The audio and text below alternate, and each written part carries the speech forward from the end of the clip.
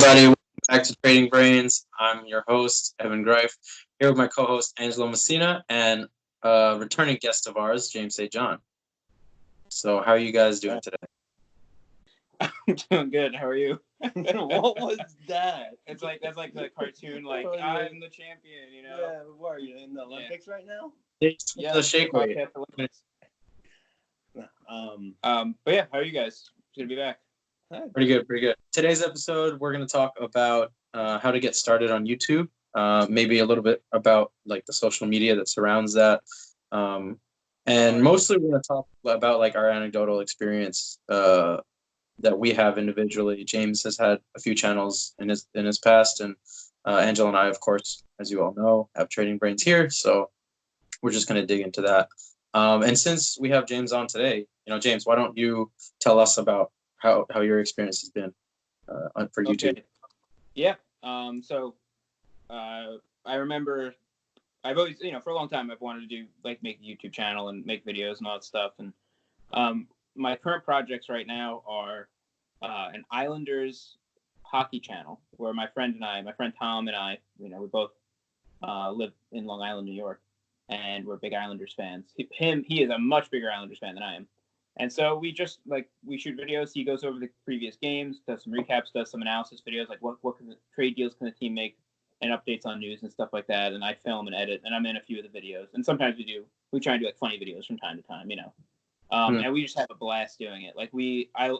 This is by far the most fun I've ever had making a YouTube channel, and that's why right now I think we have 36 or 37 subscribers. So.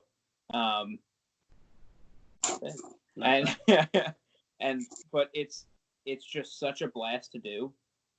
I'll admit, it sucks sometimes when I'm like, oh fuck, I gotta sit up, I gotta stay up late to finish editing a video because I'm trying to also get better at editing. So and I enjoy it, but it's still kind of a grind. Mm-hmm. But so that's my most recent project. I also have that channel I mentioned it the first time I was on, Renewable Innovation, the dumbest name I could think of. That channel is about science videos, and sustainable and innovation. But I originally was going to do something like maintaining innovation or something like that, but that's a whole side story. I probably don't need to get into. So yeah, those videos are really intense to make. I really try and actually learn how to do new stuff on those videos. I've only made a few of them. And right now I have one kind of in the pipeline about how to make those telescopes. I don't know if I'll show it. Yeah. How to make a DIY telescope and stuff, different types of telescopes and how to build it and kind of super simple though. Yeah. Do it yourself. Would you have a camera kind of just above the work table, right? And you're making a telescope? I actually am really heavily toying with the idea of buying a GoPro so I could do that, because the camera I have right now, it's more meant for pictures, not video. It's a Nikon, and I've had it for I think I got it as a Christmas gift one year when I was in high school because I was super into photography, and you can't the viewfinder doesn't move on it, so if you want to point something straight down, you have to actually be above the camera to see what you're looking at. And then they gotta do it more manual. Yeah, and there's no video out option on the camera, so you can't connect to an external screen to see what the viewfinders is seeing. Mm-hmm. Oh, so annoying. So you have to prepare the angle and make sure it's totally fine. And yeah, but I would need a step ladder or a mirror or something to look at it. Yeah, it sucks at frame. Being something I've learned, being constantly in front of and behind the camera is hard. I know people do it, but it's hard. It's a lot harder than having two people. But anyway, so yeah, so still doing that, much slower because the Islanders channel has been taking up most of my time. But I feel like I've learned. It's a slow learning curve. It's it's because you don't really know, you could do a lot of things wrong on a YouTube channel and not know it even if you're doing something right, you might not know it, because you don't know if you necessarily are getting rewarded. By getting noticed, is that getting rewarded? You know, is it the topic of the video that's that's the biggest struggle. struggle. Looking at to get a measure as well. It's like if you're Views. looking at like views, ads, subscriptions. Well, that's what I'm saying. Like, is it views or providing content? You already have the content out there and constantly being consistent with the content. Mm-hmm. That actually just could be an accomplishment as itself, because you are actually still putting that grind in, mm-hmm. and if patience is due, like that mm-hmm. will come into play later on. Mm-hmm. Like we were talking about the bare minimum. Like if you have a strong base of users who are interested in what you have to say, no matter what you're talking about, right? I mean, in our case, we're doing a podcast, so we talk about many different subjects, whatever. But if you're a sort of personality that the people like and want to see, then the fact that you're putting out consistent content is good, because there are a lot of people who will put out content and then kind of, you know, lay off of it for a bit, and then people will forget about the channel, right? And it's not like people want to forget about it. It's just like it's not constantly updated, new in their mind, fresh in their mind. I have a different opinion. Okay. So two, three, maybe four things. I don't know. We're gonna spitball here. Okay, go ahead. Yeah. So one is, do you know the channel? This is a little bit of an outlier, but you know the channel JonTron on YouTube. Have you heard of him? No. Yeah, he's I know. pretty big. I forget how many. He has a few million. He's probably like 5 And he million has a couple controversies though. Yeah, exactly. So he put out a video roughly once a month, and they would always get like 1 million views or more. You know. Then he had this whole controversy, and then so he didn't put out videos for like 11 months or something, or almost a year, and then he finally started putting out videos again at like a more often than once a month, and his channel got even more popular. You know, but he was so popular to begin with, so that's one case, right? Where it's like nobody forgot about him. People wanted his content back, and he finally did. And he was going through. It was the controversy was one thing, but he was also going through, like, he was changing studios. He was doing a lot of different stuff. So, like, it wasn't just that. It wasn't just the controversy thing. So that's one case, right? Like, he wasn't putting out videos for a while, and I think he even said in one of his videos, like, people tend to not forget, but. Then they just need to be reminded, and is like the thought process right. there. Yeah, like if you don't put it out for a few years, then it's like, okay, that's one thing. A year or two, maybe. Yeah. It depends, I guess. I don't know.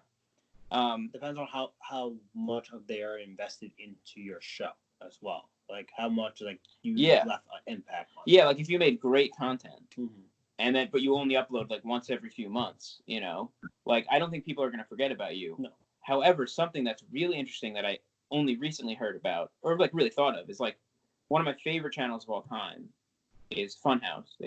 They're under the Rooster Teeth. They're under same company as Rooster Teeth, but like they're their own channel. And you kind of have seen their video views go down a little bit. Like they probably used to get maybe 300 to 400,000 on average views. Now they're probably get like 200 to 300. So like a significant decrease. Yeah. However, they put out more videos now than they used to, so they actually have more views total over time, but they're just spread out over more videos. And so I thought that was interesting, where it's like, you look at a channel like JonTron, for example, he puts out one video a month or whatever, and it's like, okay, yeah, maybe each video nets 3 million views or whatever, but Funhouse probably got 10 million views in the same in 1 month, because they're putting out a video or more every day. Like I think they average like they at least put out one video every day of the week, sometimes two. So I feel like Funhouse has a team of people constantly. Oh, absolutely, yeah, absolutely. JonTron, yeah. JonTron only, it's probably him. He has like a few people, yeah. Definitely not as many. No, yeah. Him and his bird. You can't maintain that output without a team of people. Exactly. I get that. Like, I'm not saying it in terms of just pure money. No. But just in terms of, I guess, pure views and stuff. But I would say that JonTron's videos have more of a societal or social impact. It might be small, but they have more of an impact than, I would think that than like 10 Funhouse videos or whatever. Yeah. Well, like all those are all analytics and trying to look into like what's good for us in the sense of like trading brains or the island. Well, the thing is, like, you can't you can't know for certain how you're gonna succeed, like how you're gonna net views or popularity, right? It's all trial and error, just like anything in life. It's like, okay, if you do something, you try it out and it doesn't seem to be working, try something else, and then, oh, look, I'm getting views, I'm getting subscriptions. Okay, I'm doing something good here, right?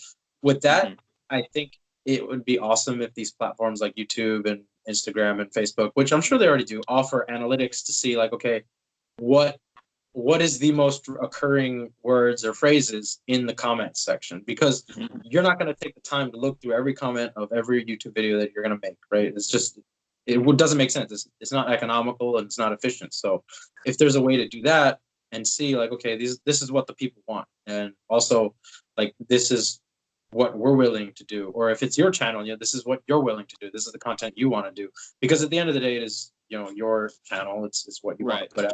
So it's kind of a negotiation, I would say, with the universe, or society at large, people who are watching your content. Like, I'm not sure I follow. So are you saying like, okay, maybe it's not all about popularity. It's like there's some trade-off. What you want to make might not be the most popular thing. You're saying? Like as long as you find a niche or like a group of people who are interested in the content you're putting out, then yeah, it's okay. But if you're talking about something that nobody cares about, like, I don't know, veganism for cats, like nobody's gonna look at that. And that's where I'm saying it's hard. It's hard to engage with these the audience if like you're already narrowing so much. Finding a niche, you're already narrowing the wide spread of people. So you're going to narrow to like a sub niche, like that. You're going to even lower amount of that. Like that can work, but depends on how entertaining you're going to make that episode or that show about that niche. So like Islanders, you have a lot of fans, right? Now 37. Okay, no, but I'm just saying Islanders as a whole, you have a club of like New York, There's already an established fan base for it. Yeah, and that's good. Basically, you're trying to get because you have 37. Not gonna get a Capital fan watching Islanders. We got some Maple Leafs fans. Okay, because we've made fun of the Maple Leafs, so we got some hate from Maple Leafs fans. That was pretty fun. That's what I'm saying. Like you might get some like banters from other fan group, but you're not gonna find. Then now you're competing for other competitors that are talking about the Islanders just as you are. There's not a lot. That's why. But that's the thing why is, it works. like, I think even if you say it's competition, like you could actually feature each other and then just promote each other. Exactly. So, and I love my friend Tom to death, but man, like he knows like two people personally that have really like pretty big Islanders, like Twitter accounts that tweet about Islander stuff. Like he knows who runs them and stuff. Okay. And I'm like, dude, reach out to them, like have them tweet one of our videos or something like that. Like obviously if they're willing to, like don't be a dick about it. Exactly. And he's like, oh yeah, like well maybe we'll do that or whatever. And then ask and the world will give or reject. Exactly. That's what I'm saying, Evan. Anyway, reach out. So I'll tell everybody too. Be like, hey, James is right. You should just reach out. Tweet The worst thing is Belmont Bunch. Well, right? That's also another thing. It is advertising. You have to advertise and try and get your stuff out there in front of people's faces. This is a total side note. I have a huge problem with the marketing industry and advertising and all that stuff. And so I feel very uncomfortable. And this is on the surface level. Like, I don't know deeply about it, right? What'd you say? You have a problem with my clients? Yeah, all of them, every single one of them. I have a lot. So the like Google Ads, like I've tried to take out actually a Google ad on one of our videos because it's pretty simple to do. Yeah, it's like you could pay like $20 a day, and you can run the ad for however many days you want. It's like you run it for a week. Okay, that's like what is that? $140? Yeah, or so. And my friend actually did it. My friend's YouTube channel, shameless plug, Warehouse 18. He does like building stuff and whatever. He took out an ad, and one of his videos, he went from like 20 whatever subscribers to 100, and one of his videos got like 8,000 views. It didn't translate, like none of his other videos really got that many views, but people saw that video and they subscribed, and his videos got a few views, like maybe 10 or so extra. So I mean, but like that was just from one ad he ran for a week. And Google had this promo. I think they still have it, where if you buy one ad, if you spend $150 in ads, they'll give you 100 or something. Yeah, 150, something like that. And so, like, it's totally worth it, right? It makes sense because it's like it's really, I think that's ultimately testing the waters, right? Like, you are casting a wide net, and you're really opening yourself up to, at that point, like, you're like, do people like this content? You know. And if you do have a good click-through rate, if you have a good retention time and watch time and all that stuff, like, I mean, I don't know, like, you know, then obviously that's a good sign. Have you guys looked at the analytics on your channel? Yes, we have. If you don't mind, like, I'm just curious. Some, like, out of, like, let's just say 30 minutes, some people have watched half the episode. Okay. And sometimes that's pretty good. That is good. But sometimes there's only less than 5 minutes. Mm-hmm. It all depends on, but it's also like that. The one that has 5 minutes shouldn't discourage us. It's a learning curve. Yeah. It should be like, okay, what did we do wrong? We go back, we listen to it. It's like, okay, now we understand why. At 5 minutes, Angelo was saying racist stuff again. That's why they clicked away. I don't know if the analytics. I'm kidding. I don't know if the analytics is that deep, but like, so we did an episode on Destiny recently, and what I'm seeing, like, that episode itself was what, like 40 minutes, maybe 35.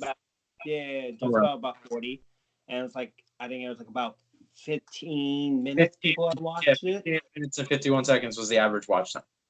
Okay. So, you know, it is. I mean, that's actually pretty good. Still not a huge channel. Well, looking at, I know, right? Yeah. Looking at the Islanders stuff we put out, like, Tom, again, I love him to death, but man, he could talk and talk and talk. So, like, you know, we'll be filming about one game, 2 games, whatever we're talking about, and the video will end up being 30 minutes long. And it's like, we set out for it to be like, you know, 15 minutes long or whatever. And I'm always in a weird spot, I feel like, because I know a lot less about hockey. Like, this is the first season of hockey I've actually, like, really watched. I've always kind of, you know, somewhat paid attention, and like kind of paid attention to who was in the standings and stuff. And but so I know a lot less about hockey, basically. So it's difficult for me to cut stuff out of the video, you know, because it's like, I don't know if that's important or not. You know, like, kind of just throw it all in there. Maybe somebody will like it, or maybe somebody will find it interesting. That's, you know what I mean. So lately wait, what's up? I was just gonna say, lately we've been trying to condense the videos enough, and try and get in more opinion, like, you know, like, more like actual speculation, which is like kind of sounds bad. It's like people can watch the games. Yeah, well, people can watch the games or watch the highlights and find out what happened. We don't want to just regurgitate that information. You know, we want to, like, actually get our own thoughts, like something new out there. You know. Right. But their attention time thing, I was gonna say, like, yeah, we put out 30-minute videos or whatever, and their attention time is 5-6 minutes. Yeah. You know what I mean, on average. So it's not, the click-through rate is variable because we don't have a lot of, like, they say the click-through view rate isn't really good to look at unless you have about 100 views on a video or not. Okay. You know, so that can kind of throw you off. So. Yeah, well, because there's not enough, like, statistical data for the averages. Yeah, exactly. It doesn't make. Yeah, it's like, you know, if you have like 5 data points, you know, it's not that meaningful. But if you have 100, it's meaningful. So. But then the next thing is, like, what are you willing to do for the show to grow? Are you willing? To, are you willing to pay money sell my body? But like, you know, let's just say you had an X amount of dollars, and what would you do with the X amount of dollars? Will you invest in equipment or advertising? Advertising. And just advertising. Yeah. Because I already pay. What's up? It has to be a mix of both. Well, if you have no equipment, you obviously need to invest. Yeah, of course. I think you're saying no, but you already have what you need. We need to focus on kind of what you guys are talking about a little bit, like just making sure we can stay up to date on the content. Because since the Islanders, you know, it's like they play a game every few days, so it's like there's been times where we'll fall behind. Like, even right now. But that content's also time sensitive, right? Like, if you're following a season or sports, then you need to be on top of it. Exactly. And so it's like, I would rather spend it on advertising because the quality of the video is only so important. I'm a big believer in the 80-20 rule, where it's like, you know, 20% of your time is going to go to the first 80% of your work. And then that last 20% to perfect the video is going to go to the last 80. Wait, the The last 80% of your time is going to go to the last 20% to perfect the video. So it's like it's not worth spending that 80% extra time or whatever. I know it doesn't make sense mathematically, but it's not worth spending that so much extra time just to get the 20% out of it that you would. So yeah, I'm picking up what you're putting down. Like with me and Angelo, I started out thinking like, yeah, we're gonna make these videos and then I'm gonna edit them and they're gonna be so awesome and it's gonna be cool, whatever. And I did that for like 1 or 2 episodes, just cutting out stuff that we didn't want to talk about, or like Angelo, sometimes there were distractions on my side or some sort of corruption on his side. But then I look at other podcasters and they don't cut any of the content, and I think it makes sense not to, because then when you have like an audio cut, there's a sense of like artificiality to the actual content itself. Sometimes, but with that in mind, you have to be on point with the topic that you're talking about. You need to make sure that the conversation is flowing and there aren't any stops going through the conversation. And that's exactly why Angelo and I decided that we would try our best to shorten the videos, because we were kind of like rambling on and on. And this is just a hypothesis of ours, right? We only are looking at limited data points and the stats, but from what we're seeing, we think that having it be shorter, more concise, for people to listen to, it's also probably easier too. I mean, depending on the actual app you use to listen to a podcast, it can be different, because the app I use, you can trim silence, which is really awesome, because it shortens the amount of time you have to listen to the podcast itself. But not every app does that. Wait, what? That's really cool. You can trim silence? Yeah. Like if there's 2 seconds of dead space, it will just automatically take it out. Cut it. Go to the next word. So I'll be listening to Jordan B. Peterson, right, on the podcast at 1.2 the speed, because I can listen at 1.2 instead of 1. It's quicker. And then you trim the silence. All of the stops where he's like thinking, whatever, it's just just goes. So it's great. I don't think that they have it for the iTunes one, like the iPhone one. Sorry, but I use Pocket Casts on my Android, and that's the one that has silence. We're not sponsored by Pocket Casts, by the way, just in case. Oh, I am actually. Oh, you are? Okay. Yeah, my podcast. No, that's actually really interesting. 2 things. I forgot what I was gonna say when I was gonna say something like the second thing. But that would have made it 3 things. So there's still 2 things. The first is I want to the trimming the silence thing. I can listen to stuff on 1.2 or 1.25 speed, but I don't know if I would like the trimming the silence thing. That's cool, but like sometimes I like when people stop talking because it gives me a second to think about what they're saying. And actually, the content. Yeah, I just read an article actually about how when people say and when they're speaking, that actually, like, to a certain extent, it actually can help comprehension of whoever's listening, because it gives them a second to actually take like process. Yeah, exactly, to process the sentence, and as well as it makes it look like the person that's talking is really being specific and careful about the words that they're using. So like you'll take it more seriously. But like it's not like too, I don't know, it's not like well established that that's the case, but there has been some studies that show that. Well, and even some people, I was going to say some people even, or some companies have experimented or said that they were going to experiment with inserting those phrases into like synthetic voices, like AI, or like saying and or like Siri or something, which would be weird. But they, like, if you're being told directions, you might actually like be able to remember them better. It's weird, I know. But anyway, the second thing, really quick, I have to apologize. I have to amend a statement that I said last podcast. Okay. You remember? Wow, you remember what you said the last podcast. All right. I remember one thing specifically. I remember. I know what you're talking about too. Yeah, because I told him about it.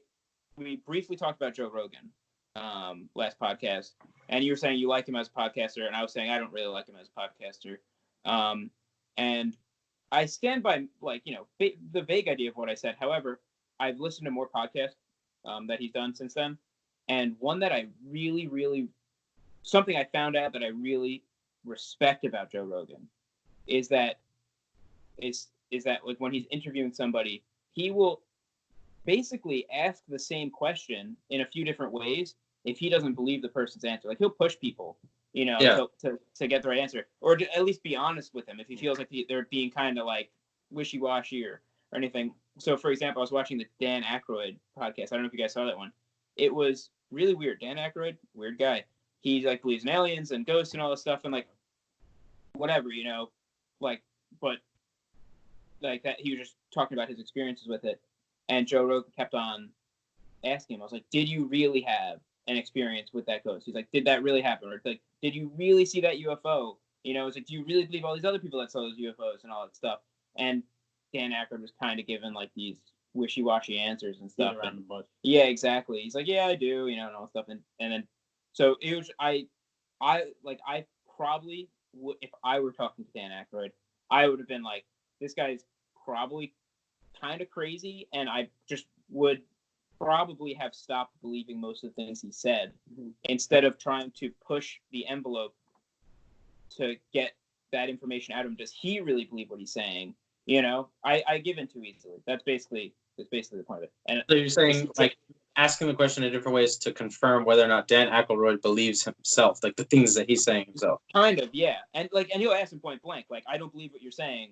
Like prove it to me or whatever. Try, convince me. Right. You know, in your mind. like that. So I respect that a lot to a degree. It's kind of annoying at the same time. But I don't do that. I'm bad at that. Like I'll accept people. I'm like, oh yeah, I totally believe the time that you got hit by a car and the car got totaled. Like, you know, like one of my friends was trying to. One of my friends was trying to say that, and it was probably true, but he was probably like greatly simplifying the story, you know. Yeah. So right. I just was like, yeah, whatever, sure, crazy guy, you know. But anyway, but going back onto YouTube stuff. But like, yeah, going back like with YouTube, like I feel like advertising is like a big key. So like, if you have to hit the other market, not just on YouTube, so you have to hit on Facebook, Instagram, Twitter, TikTok. And I know you're not a big fan of TikTok, but yeah, TikTok, I'm not either because their privacy policy is dirty. But like, yes, thank you. Thank you. But it's necessary. It's necessary. No, it's necessary because you're throwing out content, and you have people like Gary Vee and all these other big people are using Gary Vee. No. Oh, I hate that guy. Watch, you're gonna say in the next episode, you're sorry, you're gonna find a new love with the guy. No, I don't hate him. But that guy says a lot of stuff but he does it. That's just like nothing. You know what I mean? He's like, work harder. You got 18 hours a day, bro. Use all of them. But some people you get that though. Nah, shut up. That's what I say. Anyway, okay, he's actually not that big on YouTube. He's big on a lot of other things. So, yeah. Look, some platforms not my work. James, you could do the same thing and just say like, "This is James J." Like instead of Gary V. This is James J. Let me be super motivational. And you're like, that's not a bad idea. But going back, like you have to. Angelo, if you're not grinding on TikTok, okay, you're not gonna make it. No, but like it's constantly putting that content out there and just having it in all these different markets and hitting them and they see, okay, they saw it here, then they saw it here. Okay, well, who are these people? Why James G is another alias? I'm gonna use both of them.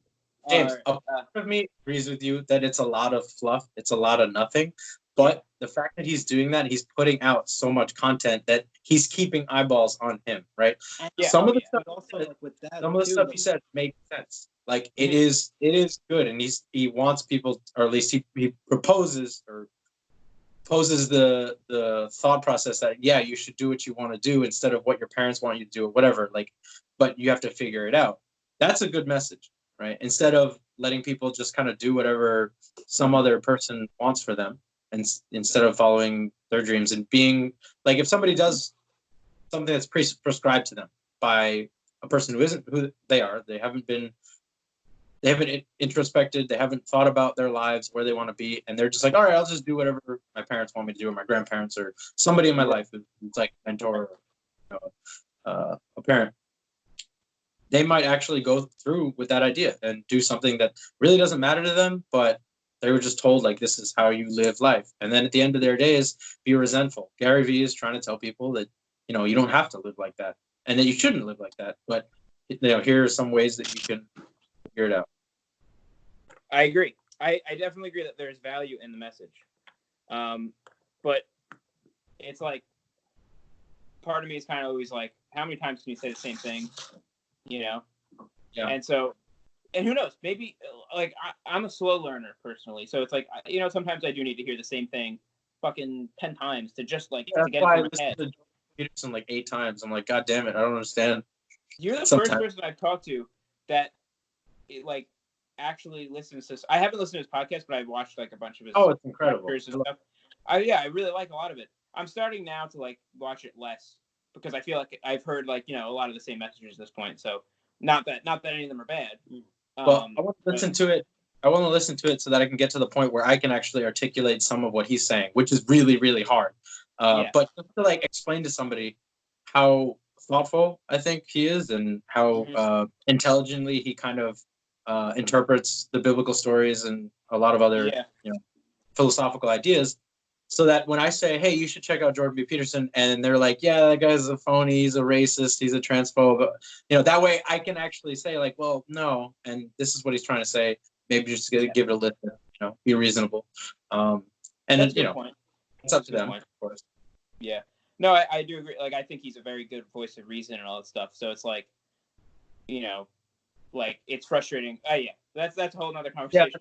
But no, I do agree. Getting back to you. But yeah, back to the analytics that you were talking about, the analytics, Angelo, and putting it on multiple platforms and stuff, which I do agree with. Having all the analytics on one platform would be so useful because you would see divided by each medium, right? You see Instagram, you see Facebook, you see TikTok. And you're like, okay, a lot of our users are long-term listening or long-term watching users are coming from TikTok or they're coming from Facebook, whatever. People who, and it would be really cool as if, you put out merch and you can see which users actually purchase stuff from you. But I mean, I think you can.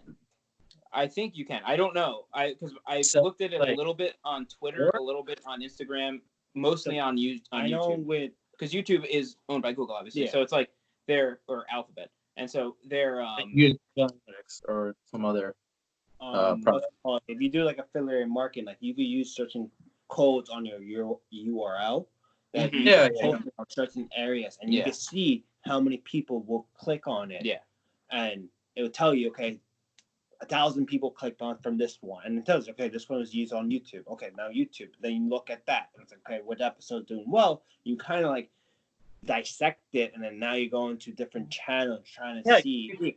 Definitely, you make channels clicks are coming URLs to see like which are your customers are coming from. Right, and then basically what's more successful. That's why, like going back, I know you're not a big fan, but Gary Vee, he's not big on YouTube, but he's doing well on TikTok, Twitter, Instagram.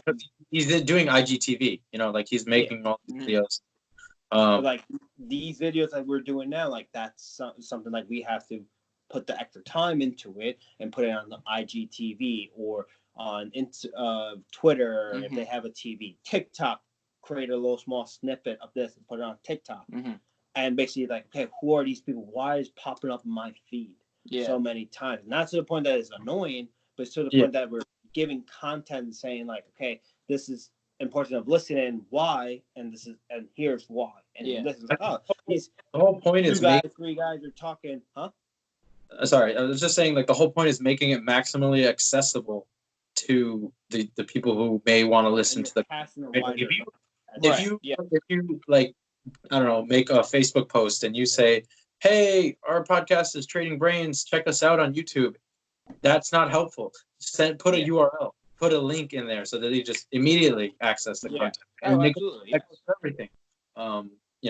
Instagram, TikTok. Like with TikTok, like on my profile, I put a direct link to our YouTube channel and to my Instagram. So like people can just go to my profile, hit YouTube, hit Trading Brains. Oh, they got onto the page. They could look at whatever episode that I'm talking about and they'll hit subscribe, like, whatever. Yeah, and I mean that's what like everybody does, If you're just getting started on YouTube, just look at all of the big creators like Gary Vee or other people who are famous. Yeah, what they're doing. Like I'll look at Jocko Willink's Twitter or even Joe Rogan's because I'm sure Joe Rogan doesn't manage his own. I know he does his own Twitter, but probably other profiles that are on Instagram and stuff. You just look at how they present their content, and it's very easy to emulate that. Okay, interesting. You mean like, so like look to them as a starting point and be like, all right, this is how they're posting. This is how often they're posting. This is like you'll see like down arrow and down arrow in between. It says like, hey, here's my website. Here's my whatever, and then just put the link there. It's interesting. Because I remember when the very first time I ever wanted to make YouTube videos, I was in like 10th or 11th grade, and I was watching a lot of Rooster Teeth videos, a lot of Achievement Hunter videos. I don't know if you guys are familiar. I am. And okay, great, yeah. And so, what do you say? Angelo and I used to watch Rooster Teeth. Oh, okay, yeah. I haven't watched them in a while. I mean, I watch Funhouse now, which is but Red vs. Blue, right? Yeah, we watched RVP for like years religiously. Yeah. And so when I was in 10th or 11th grade, I remember talking to one of my best friends. I was like, we're going to make a channel. It's going to be exactly like Rooster Teeth, like we're going to... I thought about that as well, trying to do like Red versus Blue. And we were like, all right, well, me and my friend watched more Achievement Hunter stuff. So it was them playing video games and whatever. And we're like, oh, we'll have one friend do this segment that they do. We'll have one friend, I'll do this segment, whatever, And I spent a lot of time in high school, like, trying to learn how to do that stuff. Because it's not trivial, to record your video game screens, to like, coordinate all your friends together, and all the voices and... Yeah, oh my God. So audio and video in sync. Yeah, exactly. Like, it's not, like... If you asked me to do that now as like a 24-year-old person, I would be able to figure it out, in a day, like starting from scratch. You know what I mean? But like being in high school and like really having to build up a lot of that background knowledge, it's like and having to spend any money. You know what I mean? That was really the big thing. Yeah. Like, I didn't really have much money, so it was like, all right, I bought this thing. It's right here. The Elgato HD. This was like the thing, nice. man. This was a thing. I just realized I showed a reflection in the Elgato of our setup, so now everybody knows that it's an iPhone on a tripod. Anyway, so. Well, now they know for sure because you said it. Like you didn't need to say it. Everyone knows where it's coming from. Well, for the record, we used, you guys used to use computers and webcams and stuff, but this we did. This is like a slight step up, right? I obviously want to get a Blue Yeti, microphone setup, and I want to get a better camera setup, but we haven't, been able to spend the money on that. We're kind of conflicted still between if we want to spend on equipment or if we want to spend on the marketing, right? Because as you said, us the content is much more important. Like we're actually talking about is more important at this point than how quality the sound is or how quality the video is. I totally agree because if people like your podcast, like I've watched podcasts with shitty audio quality, shitty video quality, whatever. Like I don't give a shit. I'm like, it's more so I guess less. I don't listen to too many podcasts that that I'm already. See, this is my big thing about podcasts, and I've said it before. Like it's rare. It's extremely rare. I really can't think of a single case of anybody that has gotten famous from having a podcast. People that are already famous start podcasts generally. I'm not saying that's a rule, but like a strict rule. It does help. Absolutely. But the thing is, like once you actually start listening to a podcast, if you've never listened to a podcast before, you're an average person, and you listen to Joe Rogan, you listen to some like personal finance podcast, you listen to like high performance podcasts about leadership or whatever it is you want to listen to, you can. There's podcasts about anything, learning languages, history, interesting facts about like inventions in the world. For me, I really got into it. Like I was like, okay, let me find out what other kind of podcasts are out there. And I started listening to these personal finance podcasts, and they've been running their shows for years and years and years and years. And they have a huge community of people, not only listening to their podcast, but also on their like blog and website. They have their own website, hosting all of their episodes and like additional content, kind of stuff to add to the content of the podcast. Mm-hmm. So you're saying they're not like people that, like those are people that have just been doing it for a long time, and people who will listen to podcasts just because it's like the new big thing now, but then they'll stay being a podcast listener because it's so easy to listen to podcasts. You can do it while you're doing the dishes or doing laundry or on the way to work. You know, if you don't drive, absolutely. or actually even you can do that. So, yeah, and definitely. And so, but just going back to that question about marketing versus equipment and stuff, I definitely, and you know, the whole thing, it's like, so those people that you're talking about, like, what did their podcast look like 8 years ago, or sound like 8 years ago? they were pretty shoddy. Yeah, they were very ground up. But also, like, that's why, like, with the money, going back, sorry to cut you off, that's what it goes. Like, what Have you guys seen Joe Rogan's first podcast episode? Yeah, it was him. I didn't watch It's the whole him thing. and Ryan Red in a fucking car, right, on his phone, just like chilling, talking about bullshit. So, but he could do that though because he was already somewhat known. Yeah, but still, like, the setup wasn't there. Like, people know he's an interesting guy. He wasn't even that much known because he was still just doing comedy at that point. Yeah. Was that before Fear Factor? I think so. I think Fear Factor was like. That's when I first found out. I remember I used to watch Fear Factor as wasn't he bald in Fear Factor? He what? Bald. Wasn't he bald in Fear Factor? No, I thought. Oh no, I thought he had. I think he still had his hair in Fear Factor. Really? I think so. Let's search this. Yeah, let's find out. And yes, I am not going to search using Google. I'm going to search using DuckDuckGo. DuckDuckGo. You should use Ecosia.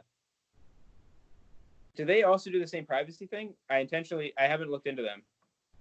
You should, because they'll grow trees. They plant trees. Yeah, but do they care about my privacy?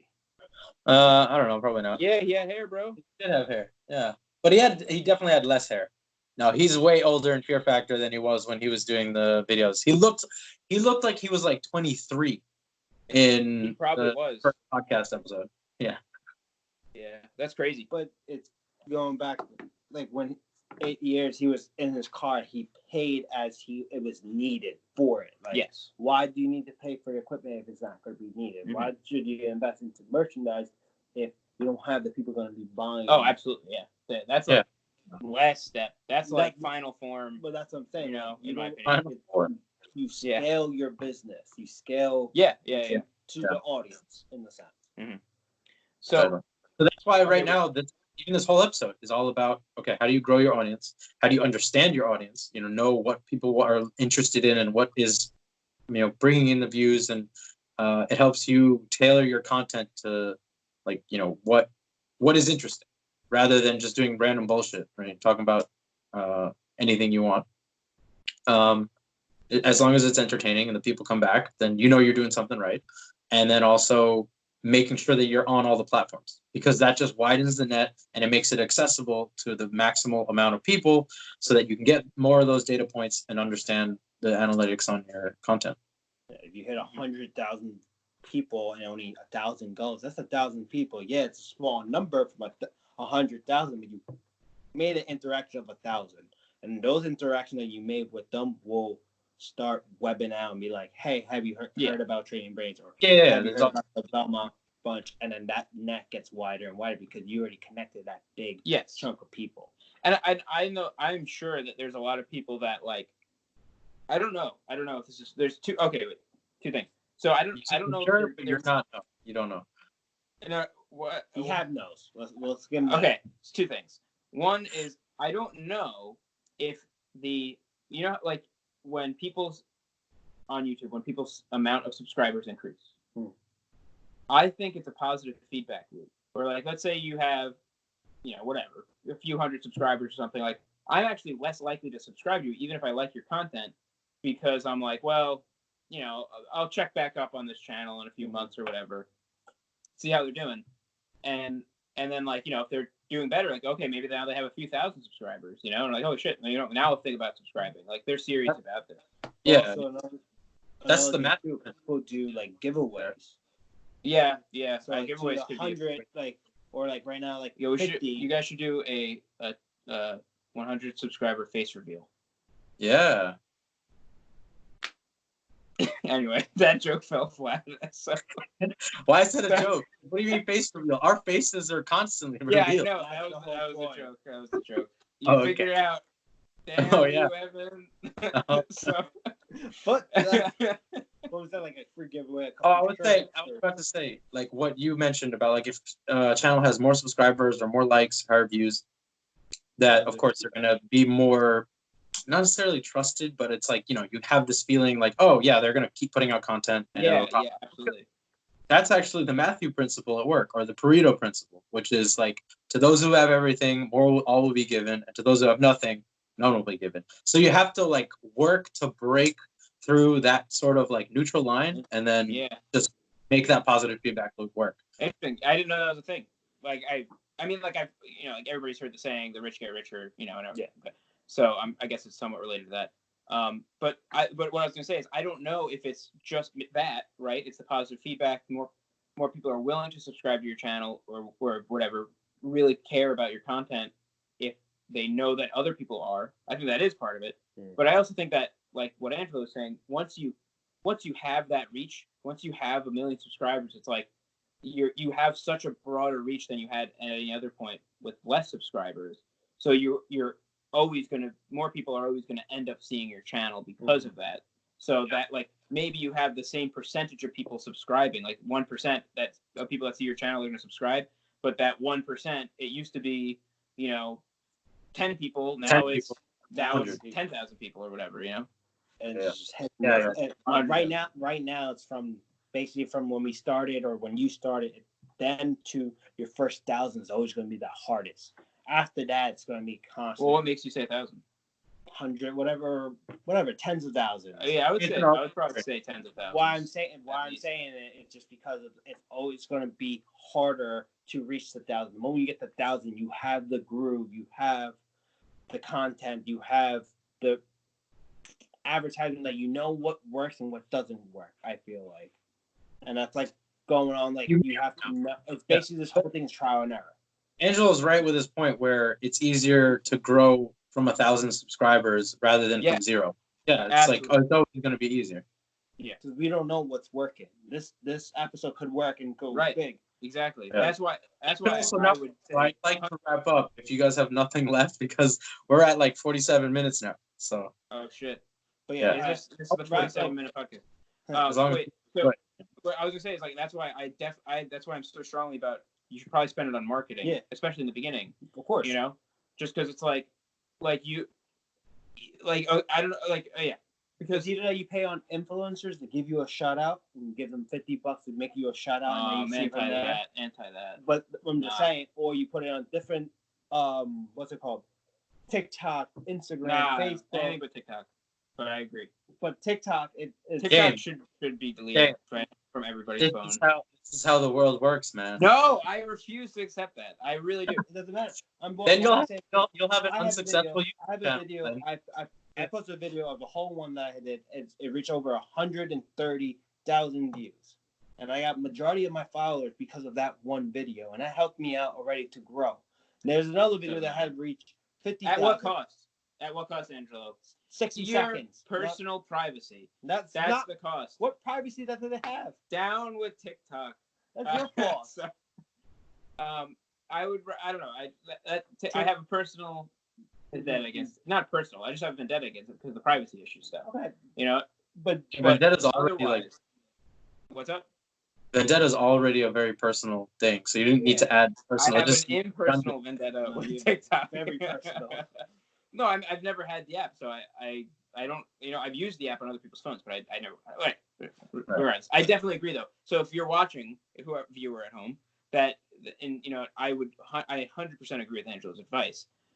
Maybe in a perfect world, companies wouldn't use your personal data in terrible ways. Of course, right? But that's the way that they fund the platforms. That's the way that they fund the structure. Because YouTube. Are there ads on TikTok? We're allowed to put our videos up for free because advertisers are willing to pay for the data that Google provides to them to advertise to us. And it's an implicit agreement that society at large has gone into. It needs to change, of course. I disagree. Society has been duped into just like student debt, okay? Because it's so easy to get yourself in debt, just like it's so easy to give away your personal data. It's easier to spend than to earn. It's easy to spend all your money away and get more. No.